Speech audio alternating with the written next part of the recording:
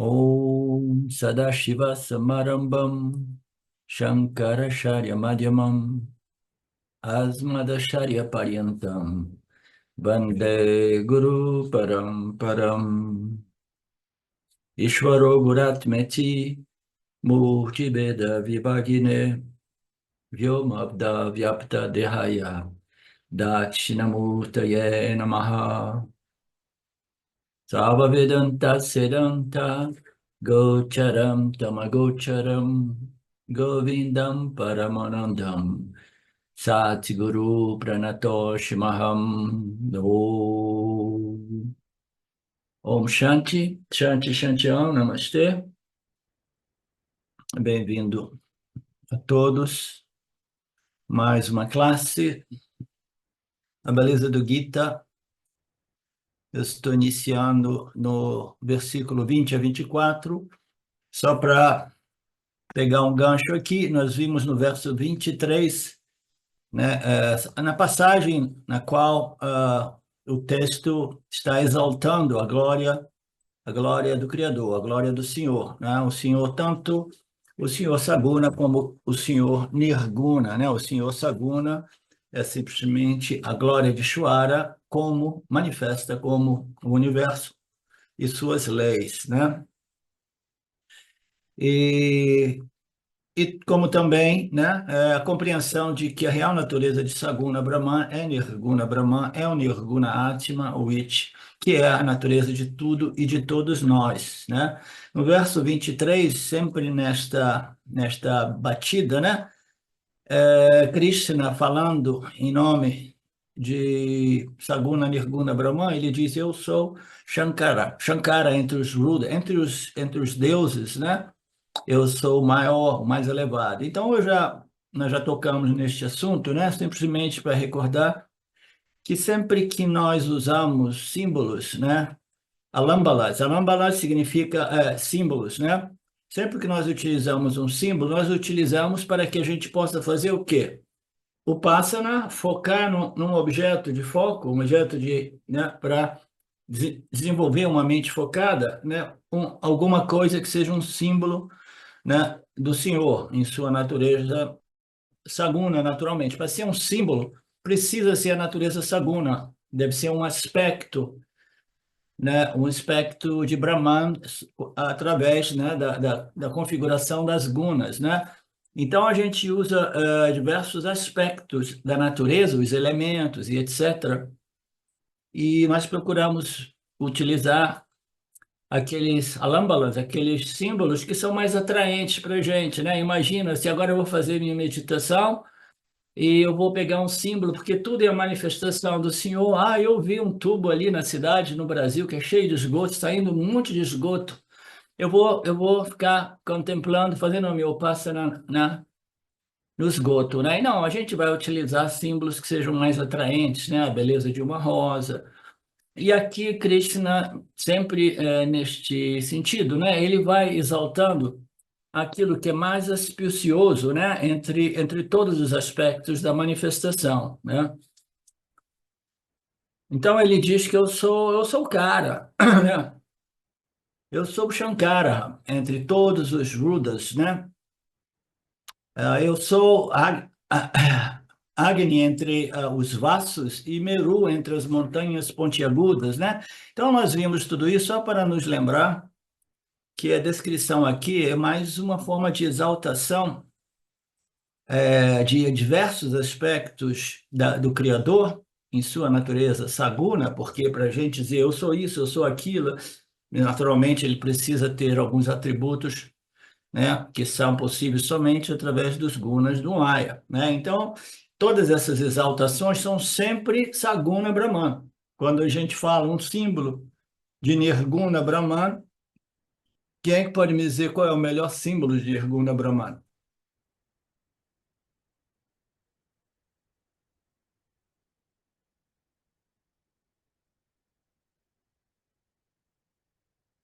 É todo mundo tímido hoje? Não, Eu mesmo. o melhor símbolo, sim, o melhor símbolo de Nirguna Brahman, né? Do ponto de vista, você mesmo, Betânia, quando você fala eu mesmo, em minha real natureza, você é nirguna, então você não serve como símbolo, entendeu? Você não serve como uma coisa mais tangível que possa dizer, né? Então, o melhor símbolo realmente, que é alguma coisa condicionada pelos gunas de Maya, são as escrituras Upanishads, porque elas revelam para o Jivatma a sua natureza nirguna, tá?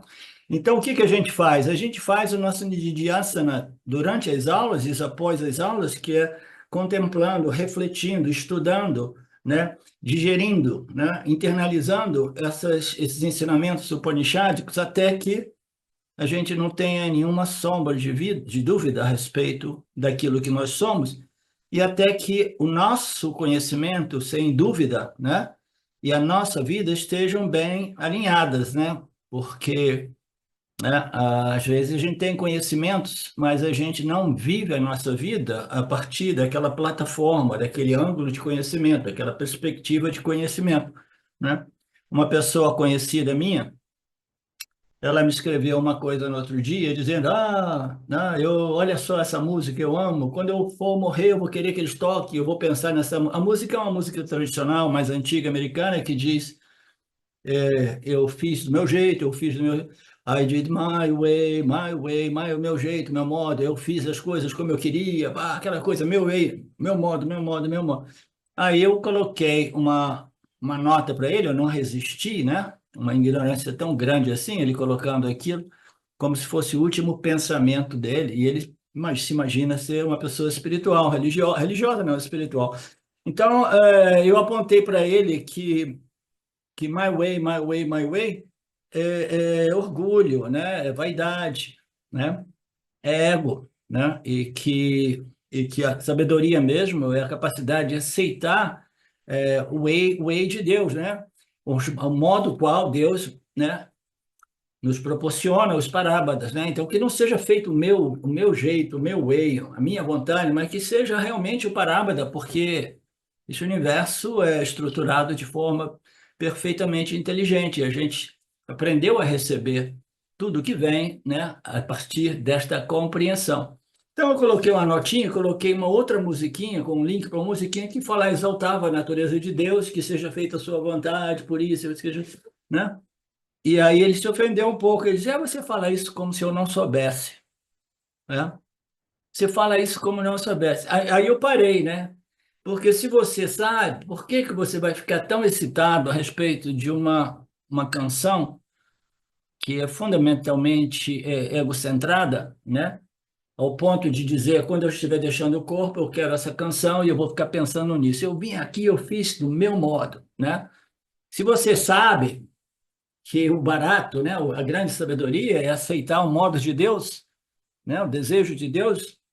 Então, por que que você mandou isso para mim, né? Eu não desafiei mais ele nesse sentido, mas é muito simples, né? As pessoas pensam que elas têm os conhecimentos, mas muitos conhecimentos, os conhecimentos que são relacionados a aspectos daquilo que nós somos, entendeu? Então, esses conhecimentos, a gente pode ter eles somente a nível teórico. E esse conhecimento, ele serve para nada, serve para zero, entendeu? Por exemplo, muito simples, eu sou, digamos que eu seja uma pessoa obesa, tá? E eu estou com problema de saúde devido a isso, e eu preciso fazer uma dieta e fazer um pouco de exercício. Então, eu estudo tudo aquilo, eu vou a diversos médicos, né? Todos eles dizem a mesma coisa e prescrevem uma dieta diferente e algum exercício, né? Eu tenho todo esse conhecimento.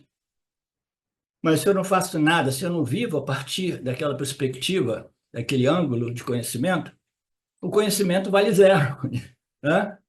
Ele vale zero, né? Por quê? Porque ele não foi realmente assimilado, né? Devidamente assimilado, até que eu tenha total confiança nesse conhecimento, que eu valorize esse conhecimento, de modo que eu tenha força de vontade para implementar este conhecimento na minha vida. Aí meu conhecimento e a minha vida estão bem alinhadas, né? Então, a mesma coisa é com o autoconhecimento. O autoconhecimento também pode permanecer compartimentalizado, entendeu? A nível intelectual, mas ele não se reflete nas nossas vidas, por isso que o Swami diz, ele precisa transformar as nossas personalidades, de modo que a gente possa viver a partir deste conhecimento, né?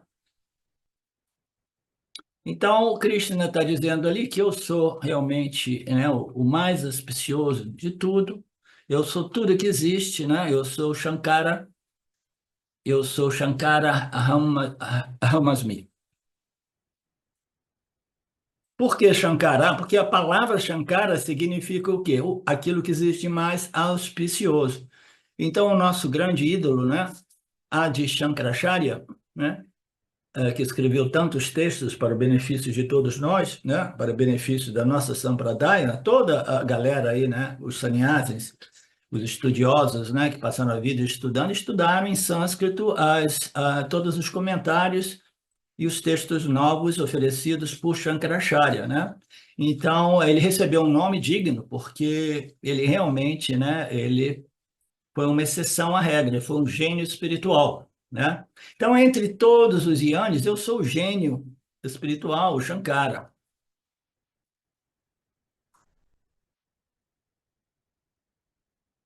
Shankara significa Mangala Karta Rudra Ahamasmi, que significa, Mangala significa Nanda. Lembre, Mangala significa Nanda, e é por isso que a própria palavra Ruda significa aquele que remove a tristeza. Nós vimos isso também.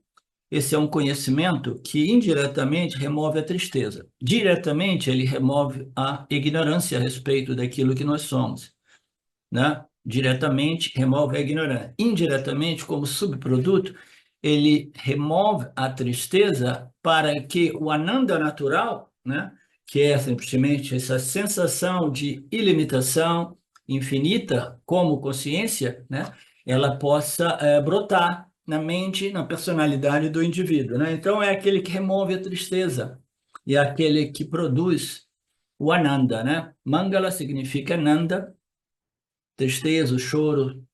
Ruth significa do campo.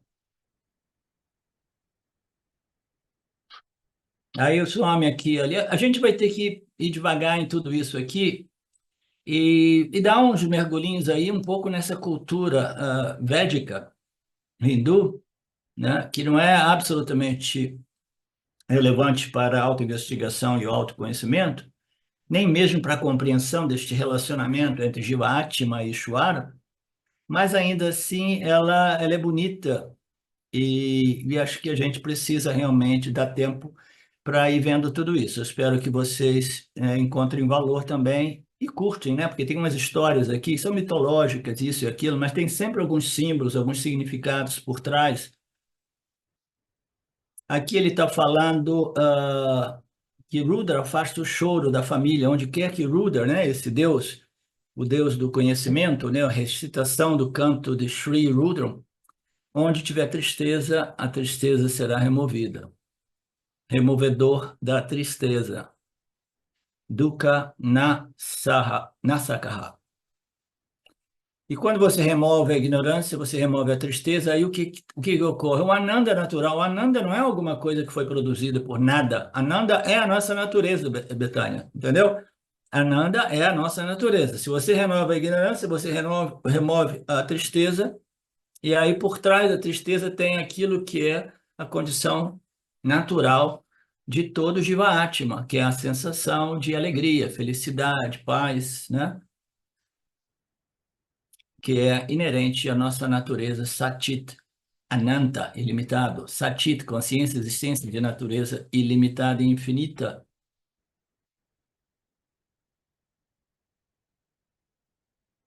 Só me fala sobre, eu sou Kubera entre os Yakashas, Rakshasas. É outro grupo de devatas chamado Yakasha, ou Rakshasa. Eles dizem, eles, por vários tipos de devas, cidadãos do mundo celestiais, tantas variedades, colônias, etc. Então, aqui ele faz uma viagem interdimensional, ele vai nessas locas superiores, entra naquelas colônias nas quais esses deuses celestiais residem, né? Então, entre os deuses celestiais, né? Eu sou também aquele mais adorado por todos vocês, né? Eu sou Kubera. Swami diz que em Badrinath existe um lugar chamado Kubera. Ele contou essa história, nós vimos. Ela não é muito relevante, é só uma coisinha pequena.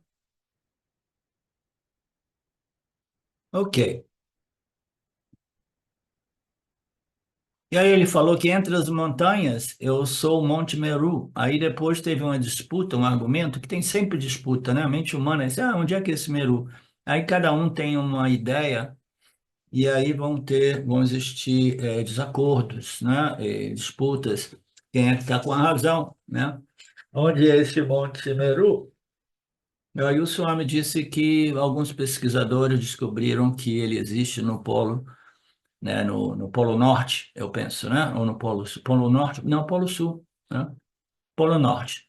Tem uma montanha lá chamada Meru, né? Que parece que seja ela, porque nas escrituras ali dizem que o Sol gira nessa montanha.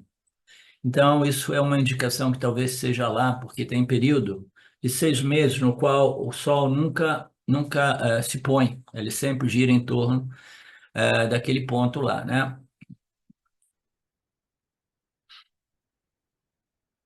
No verso 24, ó Arjuna, saiba que sou Braspati, o principal entre os sacerdotes, eu sou Skanda entre os comandantes, eu sou Oceano entre os reservatórios, né? Então, ele fala aqui entre os sacerdotes védicos, se você quer um símbolo, né, vamos utilizar o mais famoso, o mais, né, querido entre esses sacerdotes, né? Eu não, isso é coisa, né, que eu não conheço, né? Eu nunca fiz parte dessa cultura, mas é sempre o mesmo ponto. Alambara, né, que eu quero um símbolo, né, e um símbolo que seja, né, o mais auspicioso, né? Eu sou o Braspati, que ajudou Indra e as Devatas, e, portanto, eu sou o mais amado entre os sacerdotes celestiais. Então, ele foi lá para os locais celestiais para escolher alguns símbolos também. Eu sou o principal, que é Indrasaya Purohita. Na verdade, Purudaha, aquele que fica na frente como guia, aquele que é colocado na frente, aquele que está sentado na frente, que me guia quando faço rituais, é chamado de Purohita.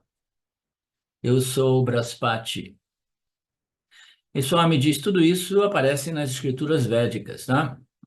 Os rituais também aparecem naquela seção ritualística dos Vedas que interessa pouco a nós que não vivemos naquele contexto social, cultural.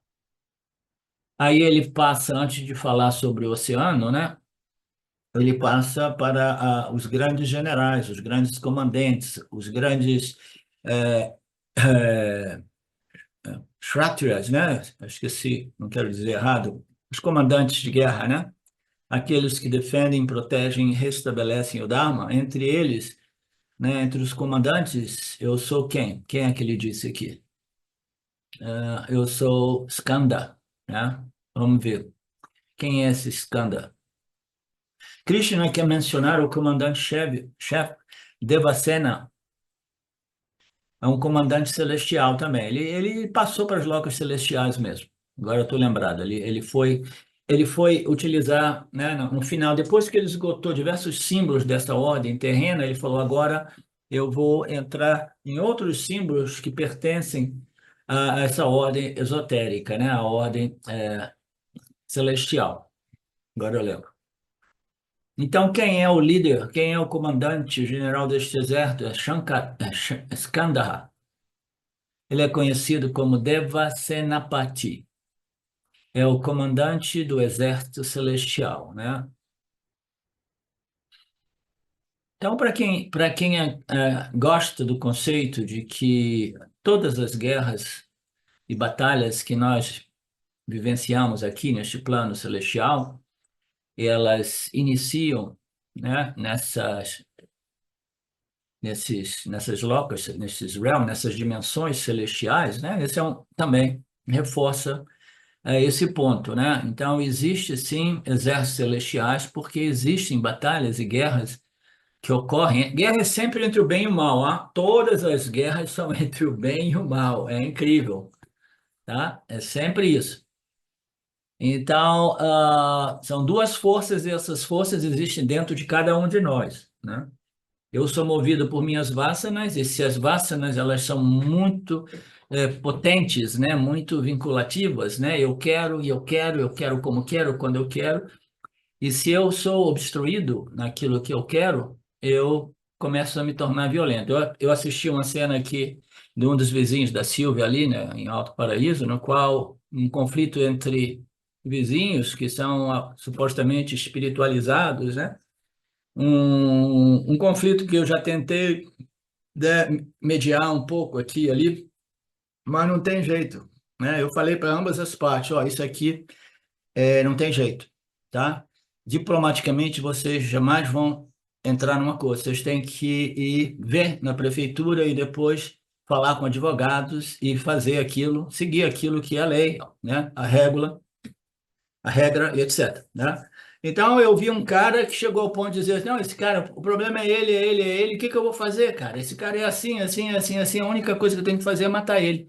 Olha o nível de pessoas que até mesmo se dizem espiritualizadas, entendeu? Quando elas querem alguma coisa. Então, todas as guerras, elas iniciam dentro de nós mesmos, porque quando nós queremos o que nós queremos, a gente acaba violando o Dharma. E o que é o máximo da violação de Dharma, Siddhem? Né? É assassinar o outro que representa um obstáculo naquilo que eu quero. Isso ocorre o tempo todo neste planeta, tá?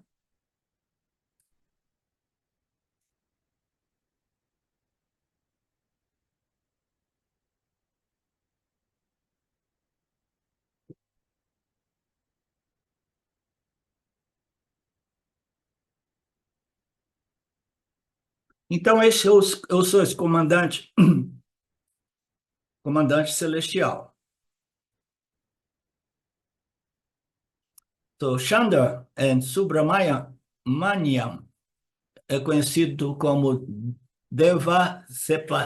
Senapati, o comandante do Exército Celestial. Eu sou esse cara, eu sou aquilo que flui, que emergiu do terceiro olho de Shiva. Shiva é um símbolo, muitas vezes, de Nirguna Brahman, né? O terceiro olho emergiu esta entidade celestial que se encarregou de proteger o Dharma, tá? Então, para proteger o Dharma, eu preciso destruir os violadores de Dharma, os Rakshasas, né? Primeiro, eu tenho que compreender que existe violação de Dharma, sim, mesmo que a mídia diga que não, é tudo em nome disso, em nome da democracia, da saúde, da ciência, existe violação de Dharma, e eu tenho que tomar muito cuidado para não ser enganado, porque senão eu me alio às forças do Adharma, pensando que eu estou aliado à força do Dharma, tá? É o primeiro ponto, discriminação entre Dharma e Adharma, porque no próprio Gita, permanece no capítulo 1, onde eles descrevem o contexto social daquele conflito, né?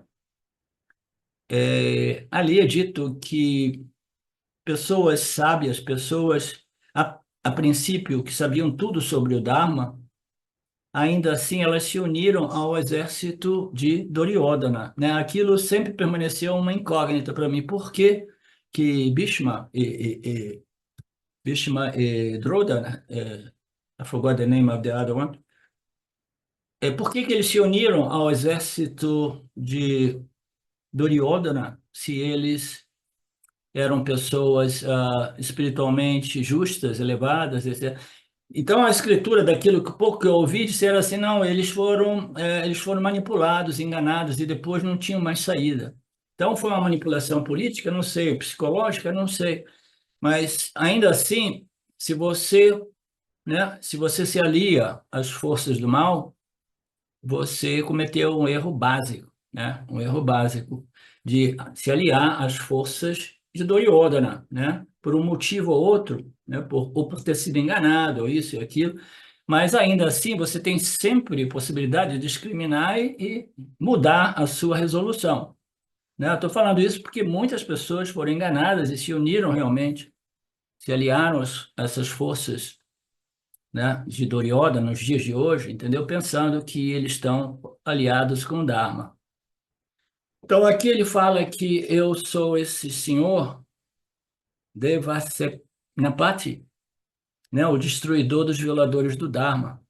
E eu sou um Deus com uma força extraordinária. O senhor Shiva, né, ele teve que trazer uma batalha especial e fora do Shakti do senhor, né, significa Shakti significa fluxo, para emergir, originar o terceiro olho do senhor Shiva. Terceiro olho representa o quê? Yana, como nós sabemos, né? Então, e é por isso que Subramaya é Yana, é Yana Subramaya. Então, podemos dar significados filosóficos a essa passagem com base nos Puranas, mas fundamentalmente ele é o melhor comandante porque ele tem o conhecimento do Dharma e a Dharma de tal modo que ele jamais pode ser corrompido, jamais ele pode perder aquela discriminação, né? Esta conhecimento, este yana, essa discriminação, em termos simbólicos, ele saiu, né, do senhor Shiva, do terceiro olho, que é o conhecimento de si, o conhecimento do Dharma e a Dharma. Portanto, eu sou este cara, né? Aí ele fala sobre o oceano. Entre todos os reservatórios de águas, entre todos eles, eu sou Sagara, o oceano. E o oceano é uma coisa linda, maravilhosa, né? Para aqueles de nós que vivemos, ou já vivemos, que estivemos frequentemente. Eu era rato de praia, né, no oceano ali Atlântico, do Rio de Janeiro. Então, é uma coisa maravilhosa você ficar contemplando o oceano, né? Na Bahia também, quando eu morei lá em Trancoso, Arraial da Ajuda. O oceano é uma coisa, né? É um vislumbre incrível, né? Você pode adorar este oceano porque eu sou o oceano, portanto, esse oceano é um bom símbolo, né?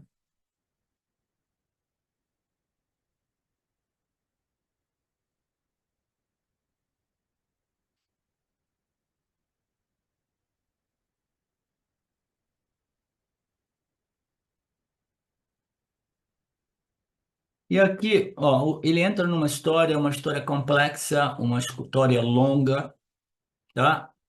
É difícil de assimilar porque tem tantas passagens, desdobramentos e tantos termos sânscritos, deve ter dado um bom trabalho para o Marcelo, essa parte aqui, né?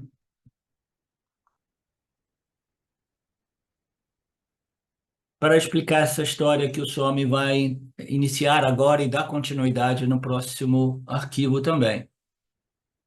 Entre todos os reservatórios de águas, né, o mais incrível, deslumbrante, etc., é o oceano. Eu sou esse oceano. Nos Puranas há uma história, uma mitologia, né, com muitos versos, né, desta porção dos Vedas que eu vou ter que explicar para vocês porque muitas outras passagens no próximo capítulo, neste capítulo ainda, vão fazer referência a esta história mitológica, né? Eu vou dar a essência dessa história aqui e vocês vão gostar porque todos nós gostamos de uma boa história, né?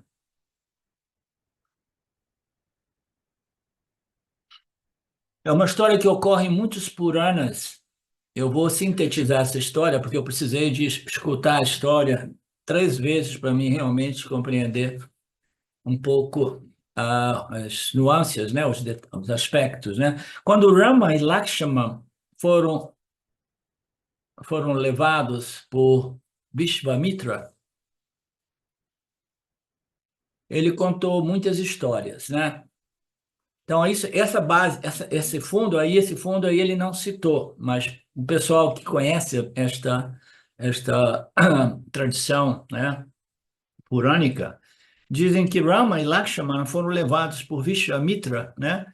E aí, quando eles chegaram lá, eles por algum motivo eles ficaram contando história. E aqui é dito que eles contaram história para não sentirem dores nas pernas. A gente precisaria de saber a história de Ram e Lakshmana e por que eles viraram contadores de história e por que Vishvamitra levou eles para lá. Mas a gente não vai saber disso porque o Swami não toca neste tema. Então, existe uma história que Vishvamitra conta que é Ganga Vataranam. É a chegada do rio Ganges, ok? Ganga. A fonte do Ganga é Gangotri, né? É a chegada do rio Ganges. Chegar onde? Na terra, né? Ela desce, montanha abaixo, né? Aí chega e propicia a vida a toda aquela região baixa da Índia, né? Se o Ganga secasse, nossa, seria um desastre incalculável. Não só na Índia, porque aquele rio ele viaja mesmo, né? Então, Vishvamitra conta uma história que é sobre o Ganga, né? O rio Ganges, que ele desceu dos céus à terra. Então, esse rio existe nessas locas celestiais, ele se manifestou na terra, dentro da mitologia, né? É chamado de Ganga Vataranam, né? O Ganga que desceu, ele desceu, tá? Ele desceu. Essa história ocorre em muitos Puranas, com pequenas variações. Aí ele começa a história dizendo que existia um rei, um Raja, conhecido como Sagara Raja, o rei dragão. Este rei teve muitos filhos, né? Quando eles falam de muitos filhos no Purana, a gente não precisa ficar preocupado, porque esses personagens eles viviam, né, centenas de milhões, centenas de mil anos, né? Então, eles simplesmente podiam ter muitos filhos, né? Ele teve 60.001 filhos. Todos eles eram conhecidos também como Sagaraha. Sagaraha Putraha, os filhos de Sagara. Mas eles eram também chamados de Sagara, e o Sagara original é Adi Sagara, esse Adi é o original, né? E havia um dos filhos conhecido como Asamman Jasha. Normalmente, Asamman Jasha é usado para uma pessoa meia tola. De qualquer maneira, o filho se chamava Asama Manjas, não sei como pronunciar. E o pai, o rei, era o Sagara Raja.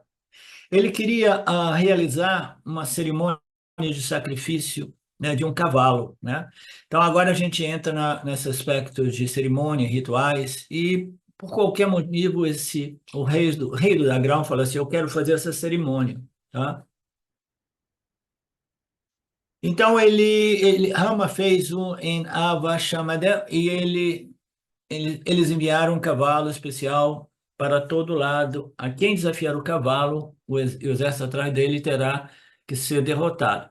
Então, ele não elaborou muito sobre esse ritual, mas aquilo que a gente entende, né? Não sei se o Marcelo fez uma pesquisa mais profunda, é que esse rei, né? Ele quis fazer uma cerimônia, né? Que é rara, tá? Que envolve o sacrifício de cavalo, né, que envolve um determinado cavalo especial, e aí ele é solto e depois as pessoas devem correr atrás desse cavalo e quem conseguir pegar esse cavalo muito selvagem, muito difícil, muito especial, né, ele venceria, né? Então eram pessoas com exércitos atrás desse cavalo para ver quem iria conseguir pegar o cavalo, né? Somente aquele que conseguir pegar o cavalo pode fazer esse avameda, né? Para fazer essa cerimônia ritualística, você deve pegar e sacrificar o cavalo, e muitas pessoas devem concorrer com você, né? Indra, ele ficou assustado, ele ficou preocupado, porque Indra, sendo também uma entidade que nasceu do karma e que produziu muito punha, ele ainda assim ele é sujeito né, a essas condições humanas. Ele ficou preocupado, ficou assustado, né, ficou com medo de perder o seu status, né?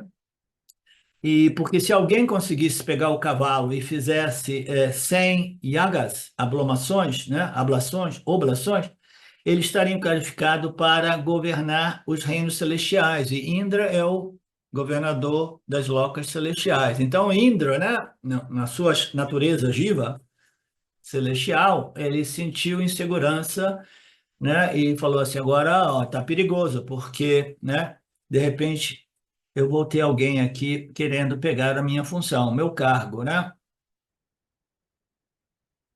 Então, yajna significa sacrifício e yagas significa oblação, né? E Indra, ele como governante das locas celestiais, ele se sentindo ameaçado, né? Ele ficava o tempo todo examinando, né? Controlando, né? A Terra, a situação na Terra, para ver se tinha alguém querendo fazer esse ritual, né? Do cavalo, né? Porque dependendo de quem fosse, né? ele, ele ia lá e sabotava. Sabotava porque ele não queria correr nenhum risco, né?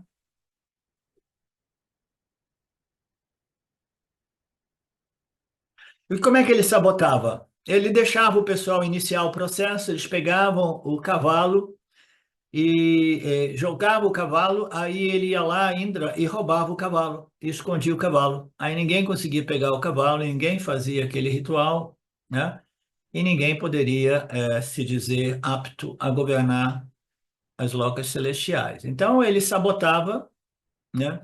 Na base mesmo, né?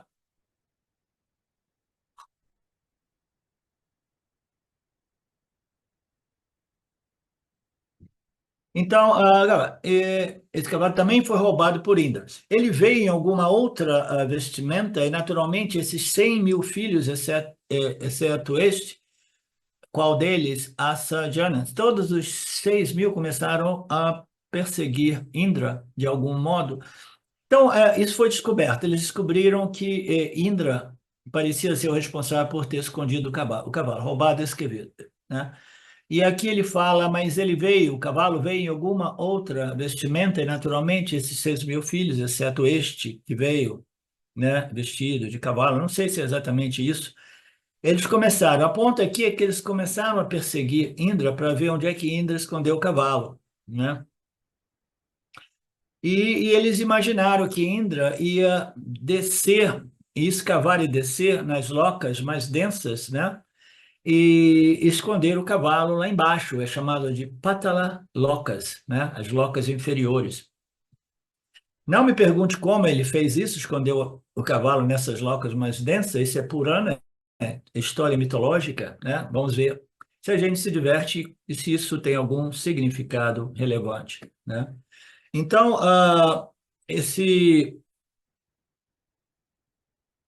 esses os filhos desse rei que queria fazer esse ritual não se conformaram e começaram a cavar a terra para encontrar onde, né, aonde os cavalos foram, né, enterrados, escondidos, né, por Indra, né? Eles cavaram, cavaram, cavaram, cavaram e aí começou a brotar água e aí nasceu um oceano, de tanto que eles cavaram procurando estes cavalos, né? Esse cavalo. Então ele fala assim, eu sou aquele oceano, o oceano, né? Esse oceano produzido dentro do âmbito desta história mitológica, né? É um enorme reservatório de água escavado por Sagaraha e seus filhos, né? Então esse oceano se chamou Sagaraha. Então, o que que acontece? Eles foram para essa loca inferior e Indra sabia que não ia escapar. Ele ficou sabendo, né? Disseram para ele, ó, os caras estão descendo para te pegar aqui. Eles sabem que você foi responsável por ter roubado o cavalo. Você já fez isso antes, você já é conhecido, né? Então, ele falou assim, eu vou ter que fazer alguma coisa, né? Ele pegou o cavalo e fugiu para uma outra loca inferior, né? E aí ele amarrou o cavalo perto do Kapila Rishi. O Rishi estava fazendo tapas. Então, tapas são rituais, né, de sacrifício, de austeridades, né, para purificar e desenvolver poderes siddhis, né? Então, esse Rishi, Kapila Rishi, estava fazendo tudo isso. Então, ele estava num transe, né? A Indra foi lá e amarrou o cavalo perto dele. Então ele saiu de lá, fugiu, e depois os 60 filhos, né, do rei, né, foram lá e encontrar o cavalo preso do Kapilavastu, né? Eles concluíram que foi o Kapilavastu, não Indra, né? Então eles ficaram, "Ei, foi ele, o Kapila Muni foi que roubou o cavalo", e começaram a querer pegar o Rishi, né? E ele estava lá fazendo os seus tapas, como sempre, né? E os seus tapas, né? O seu estado, né? Foi perturbado por esses gritos e essas ofensas, né? Ditas por esses 60 mil filhos, né? Do rei. E ele teve esse poder, porque eles são pessoas com poderes extraordinários, ele teve esse poder de emitir, né, exalar, né, fogo dos seus olhos e queimou todos os 60 mil filhos, né? Ele transformou tudo em cinzas, né? E aí acabou, não tinha mais problema. O cavalo estava ali, os filhos foram todos eles convertidos em cinzas, né? E aí perguntaram, mas como é que tudo isso aconteceu? Ah, eles me perturbaram aqui, eu estava fazendo as minhas sadhanas, né? E aí, né, no meio dos meus tapas, eles começaram a dizer que eu fiz isso, fiz aquilo, foi uma ofensa que eu não pude conter e eu simplesmente torrei tudo, né? E aí os caras explicaram a situação. Ó, a situação é assim, eu sei que não foi você, mas foi Indra. A gente tem que dar um jeito, esses 60 mil filhos do rei precisam ser revividos, eles precisam ser salvos para conseguir encontrar esse cavalo, não para levar o cavalo de baixo para a loca celeste, terrestre, né? Para que o ritual possa ser feito, né? Aí ele falou assim: olha, eu sou um Rishi com grandes poderes, mas eu não tenho poder de fazer isso. Eles queimaram no fogo e agora somente uma outra divindade celestial, que é o Ganges, né, que é Ganga, né, a água, né, o rio Ganga, poderoso Ganga, somente o Ganga pode trazer eles de volta para a vida. Somente Ganga pode reanimá-los. Então, essas pessoas foram falar e explicar a situação que para salvar os filhos, Ganga tinha que descer das locas celestiais e se manifestar na Terra, como o grande rio Ganges, né?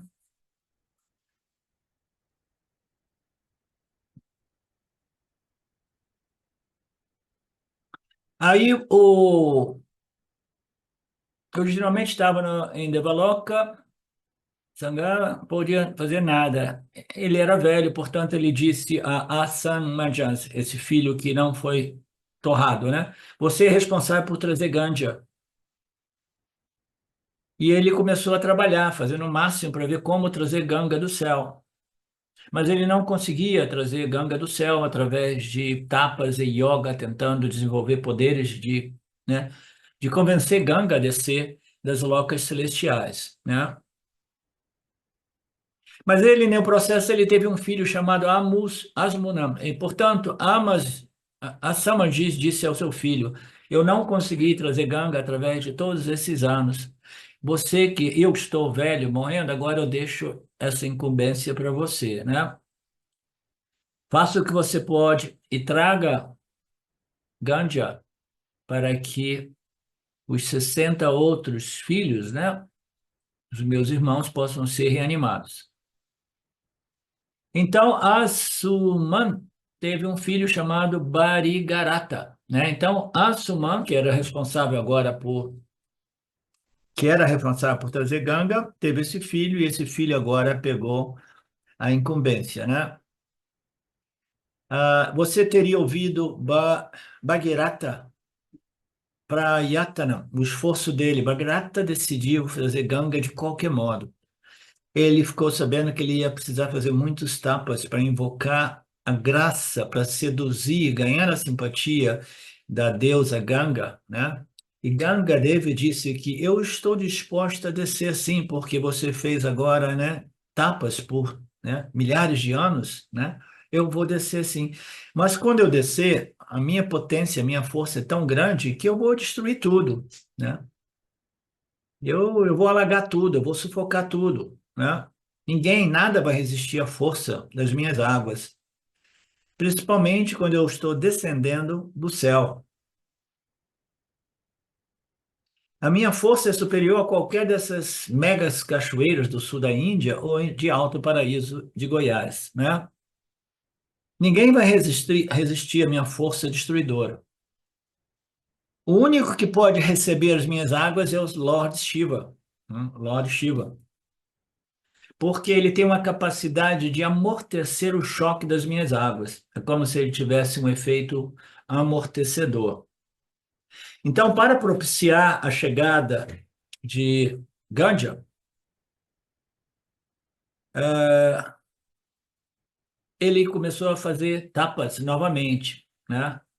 Não, para propiciar a chegada de... Primeiro ele teve que fazer tal para convencer Ganga. Aí Ganga disse, olha, você vai precisar de ajuda para amortecer a minha chegada, você vai fazer tapas para Shiva. Ele teve que fazer mais 1000 anos de tapas para Shiva chegar lá para receber Ganga, né? E o Swami diz aqui, essa é uma história que a gente precisaria de uma semana para descrevê-la em detalhes, mas na próxima semana a gente continua. E a próxima semana é da onde nós iniciamos a 10, agora, né? 24 a 27, né? Então, Bhadirata decidiu trazer Ganga para a Terra e é por isso que qualquer pessoa com uma determinação absoluta, né? Aquela pessoa que realmente jamais desiste, né? Esta pessoa é dita ser, né, um Bhadirata, chamada de Bhadirata.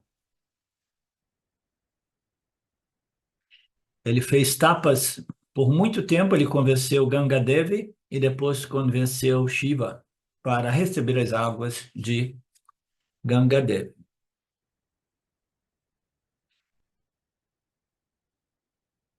E como é que Shiva fez? Shiva, tudo bem, ó, eu vou chegar lá, eu vou receber essas águas, de modo que a força destruidora possa ser minimizada, né? Mas eu vou também dar uma lição a Ganga Devi, porque a fala dela me pareceu um pouco arrogante, um pouco, né? Um pouco de, um pouco de ego, né? Um pouco de, como é que se diz, vaidade.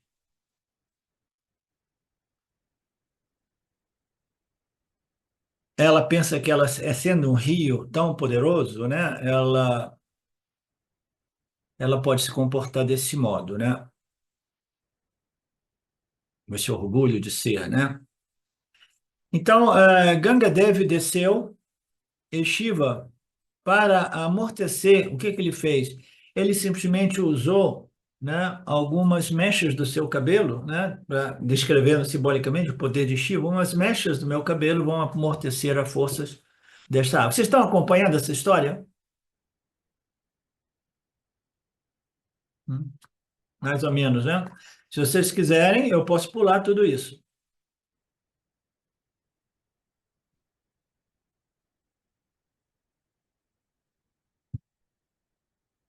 Então, moral da história.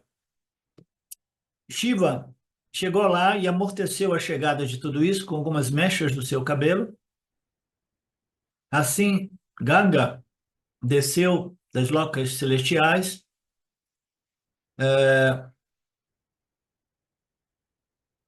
Shiva cobriu aquele rio completamente, ela apenas desapareceu na jata de Shiva, isso aí, dadadadadada.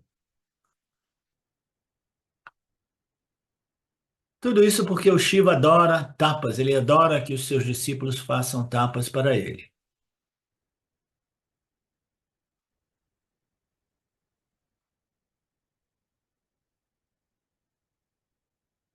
E aí aconteceu uma outra passagem aqui, né?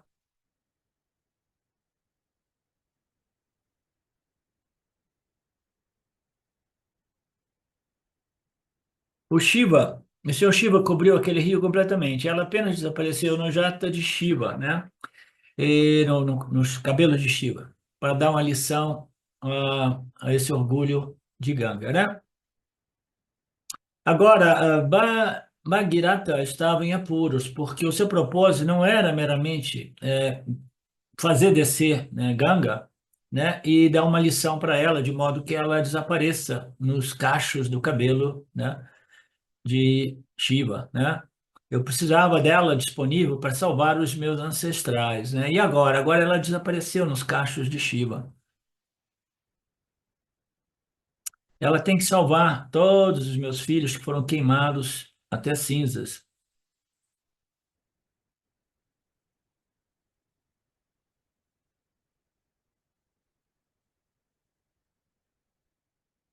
Então, depois de muitas mais tapas, Shiva decidiu que ele ia liberar um pouco das águas de Ganga que ficaram presas, retidas nos seus cabelos, né? Eu vou liberar só um pouco da minha cabeça, eu vou liberar um pouco dessas águas, uma pequena parte, para salvar, reanimar, reviver o seu pessoal aí. Uma porção pequena. Então, olhando do ponto de vista do simbolismo, né? Ganga Devi representa Brahma Vidya, conhecimento do Senhor, que sai da cabeça do Senhor, que indica a cabeça como a fonte do conhecimento, da discriminação, desce através até a terra, né? Então, Gangadeva pôde imortalizar e salvar os ancestrais do rei. Do mesmo modo, esses ensinamentos, agora acabou a história, tá? Do mesmo modo, esses ensinamentos de Brahman, Brahma Vidya, também podem salvar todos aqueles jivas que vivem como se fossem cinzas torradas, né, por essa grande ignorância cósmica. Por quê? Porque vem tudo da parte superior, né, de Brahman. Brahman, né, simbolicamente apresentado como a discriminação, o conhecimento.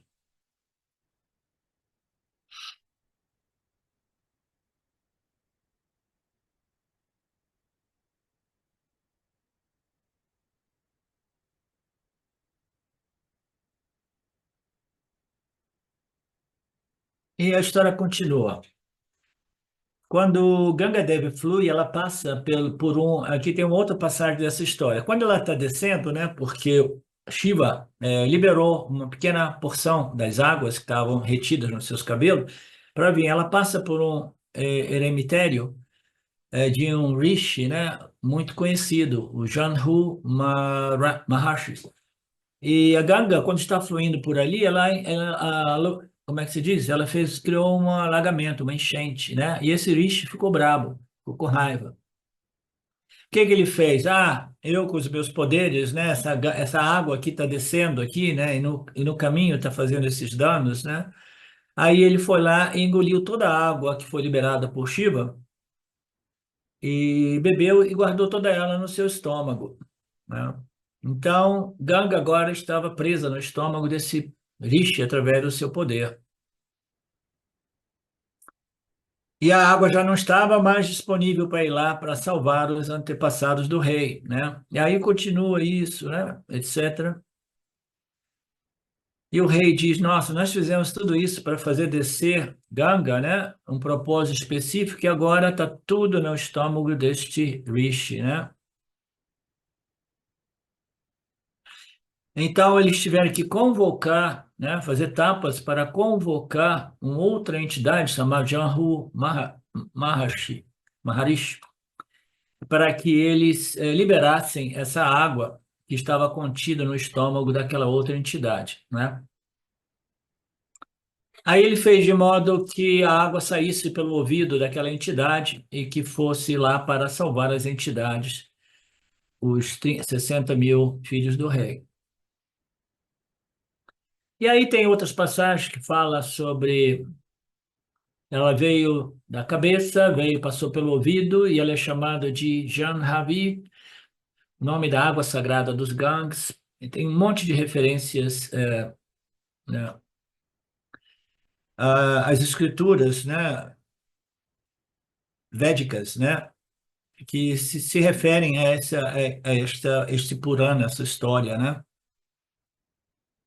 E os 60.000 Sagaras foram salvos. Então, essa história, qual é a relevância dessa história? Antes eles tinham sido reduzidos a cinzas, né? E determinados locais lá em Patala, onde Kapila Rishi fazia tapas, eles receberam o nome de cinzas também, né? Alguma coisa assim. Ele disse que mais tarde foi chamado de Califórnia, etc, etc. E a moral da história aqui é a perseverança é uma qualidade enorme, né? Então, no final das contas, essas histórias, né, elas precisam apresentar uma certa relevância, significado, né? Então, aqui parece ser a perseverança, né? Sem a perseverança, a gente não consegue nada na vida. Qualquer que seja, né, o projeto, né, é, aquilo que a gente queira, né, construir, obter, desenvolver, a gente precisa de muita perseverança, porque os obstáculos sempre ocorrem, e a maioria das pessoas ficam paralisadas no primeiro obstáculo, a maioria das pessoas nem iniciam projetos com medo dos obstáculos. As pessoas que não nem mesmo começam a empreender um projeto de transformação do ponto de vista, né, nosso aqui, não, eu quero a transformação, eu quero, né, me liberar, eu quero ser feliz, né? E é um empreendimento grande, como nós sabemos, o Vedanta, né, coloca isso em termos muito realistas, né? Dizendo que não é fácil, né? Mas ainda assim não existe nada de mais importante, né, do que isso. Mas a maioria das pessoas desistem, elas entram em contato com o Vedanta e dizem assim, não, vou procurar um Babaji da vida aí para curtir um pouco de Sangha, né? Por quê? Porque é muito difícil, né? Mover a ignorância, segundo o Vedanta, é algo muito difícil. Eu quero uma experiência passageira que pacifique a minha mente temporariamente, né? Essas são pessoas medianas, né? As pessoas superiores são aquelas que não desistem neste processo de autoinvestigação e autoconhecimento, que depende de um processo importantíssimo, que é de preparação do corpo-mente. Quanto tempo leva para isso, né? Depende do número dos obstáculos. E os obstáculos eles surgem de acordo com o quê? Com o nível de impureza ou pureza que nós temos, né? Os obstáculos, eles fundamentalmente, eles vêm do corpo causal, da nossa mente subconsciente, né? Então, todos os obstáculos, né, para que a gente possa compreender, assimilar, internalizar esses conhecimentos, eles residem no corpo causal.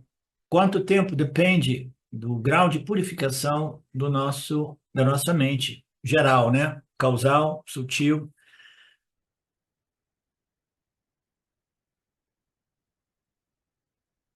Portanto, Bhadirata é um exemplo ideal de perseverança. Ok, eu vou, da agora em diante, eu vou evitar fazer referência a essa história. Eu entendi um pouco, né? Marcelo também, de repente alguns de vocês. E eu vou continuar o texto evitando isso, né? Eu quis fazer isso para vocês terem uma base, mais ou menos como eu desenvolvi, caso seja necessário. Om Purnamada Purnamidam Purnamudachyate Purnasya Purnamadaya Purnamevavashishate Om Shanti Shanti Shanti Om Namaste.